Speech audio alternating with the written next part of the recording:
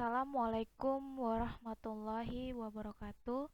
Perkenalkan, nama saya Rara Hildayani, NPM 19110299, kelas TIP 1904. Baik, di sini saya akan mempresentasikan tentang deadlock mata kuliah sistem operasi. Yang pertama, pengertian deadlock.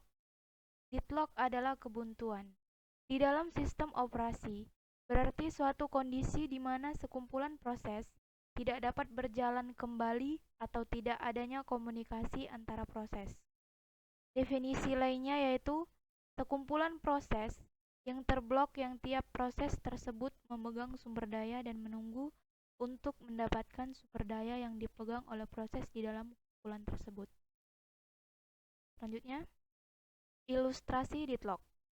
Ilustrasi deadlock, penyebab utamanya terjadi deadlock adalah terbatasnya sumber daya yang akan digunakan oleh proses-proses. Tiap proses berkompetisi untuk memperebutkan sumber daya yang ada. Jadi, deadlock berhubungan erat dengan tersedianya sumber daya dari komputer. Pencegahan deadlock dibagi menjadi 3. Yang pertama, masalah mutual eksklusif. Yang kedua, masalah kondisi menunggu dan memegang penanggulangan deadlock. Dan yang ketiga adalah masalah lingkaran tunggu. Yang pertama, masalah mutual eksklusif. Kondisi ini tidak dapat dilarang. Jika aksesnya perlu bersifat spesial untuk satu proses, maka hal ini harus didukung oleh kemampuan sistem operasi. Jadi, diusahakan agar tidak menggunakan kondisi spesial tersebut sehingga sedapat mungkin deadlock dapat dihindari.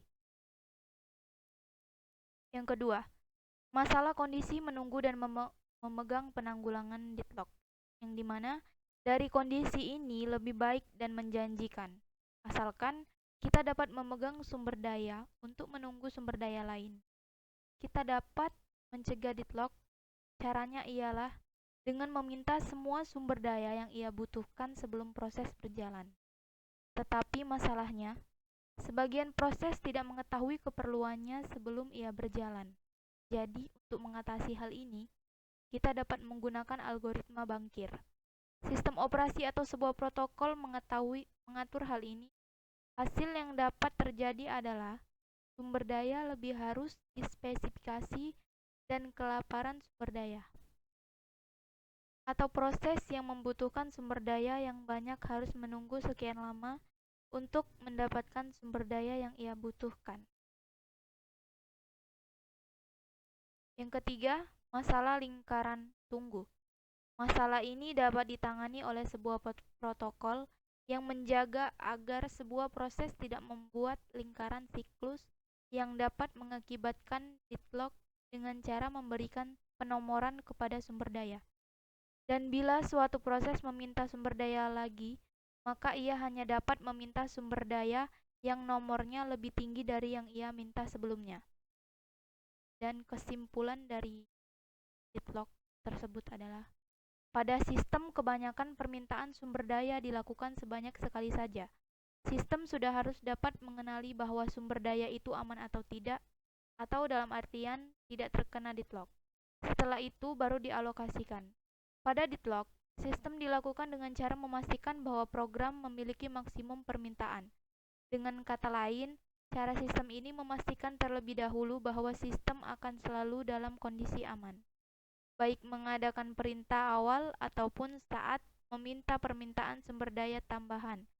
Sistem harus selalu berada dalam kondisi aman. Sampai di sini cukup ini saja yang dapat saya jelaskan. Jika ada kekurangan, saya minta maaf. Wassalamualaikum warahmatullahi wabarakatuh.